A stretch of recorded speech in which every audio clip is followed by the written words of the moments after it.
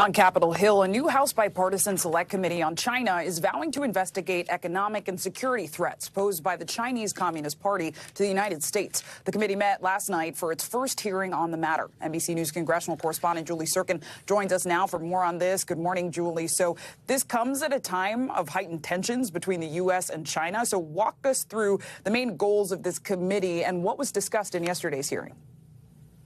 Well, look, this is perhaps the only bipartisan unified panel in Congress right now amid close tensions in the closely divided Congress. And this panel, led by Democrat Raja Krishnamurthy from Illinois and Republican Mike Gallagher of Wisconsin, who was a former Marine Corps intelligence officer for 7 years, they really kicked off this hearing last night in prime time in the same room, I should note, that the January 6th Select Committee held their hearings, really trying to highlight the gravity of the situation. They used this first hearing to educate the American public and sort of give them an inside look as to the policies of the Chinese Communist Party. This committee's goals are to assess competitiveness between the U.S.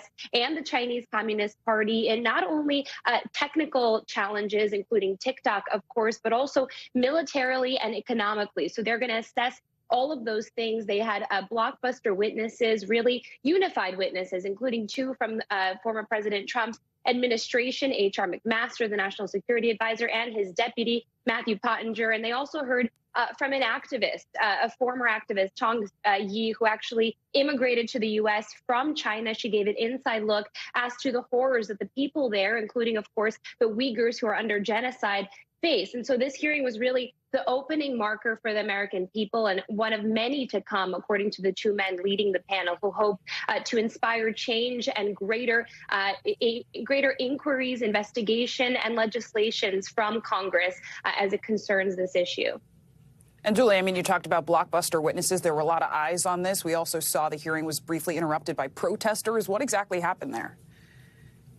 Yeah, two protesters interrupted the hearing. They held signs up, "Stop Asian Hate," among them. And look, they were quickly called out by the witnesses, saying that these kinds of freedoms that they have to protest a hearing wouldn't be afforded to those who live under the Chinese Communist Party in China. And they quickly became a part of the hearing, essentially. These two protesters were from a group called Code Pink. They're anti-war by nature. And the buildings are now open. Of course, we haven't seen this kind of engagement from protesters in some time due to the pandemic, but now we're starting to see it again. And progressives, I should note, originally opposed the formation of this committee because of fears that this could lead to increased stereotypes against the Asian community, one that has seen a lot of violence and uptick in violence after the pandemic here in the U.S. And these concerns were addressed repeatedly at the top by the panel's two leaders, by Krishnamurthy and by Gallagher, saying that the intent of this committee is not to focus on Asian people or people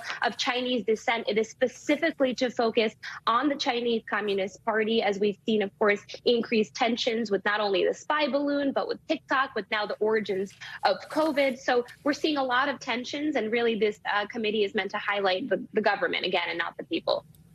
A lot to watch. Julie Tsirkin, thank you so much. Thanks for watching our YouTube channel. Follow today's top stories and breaking news by downloading the NBC News app.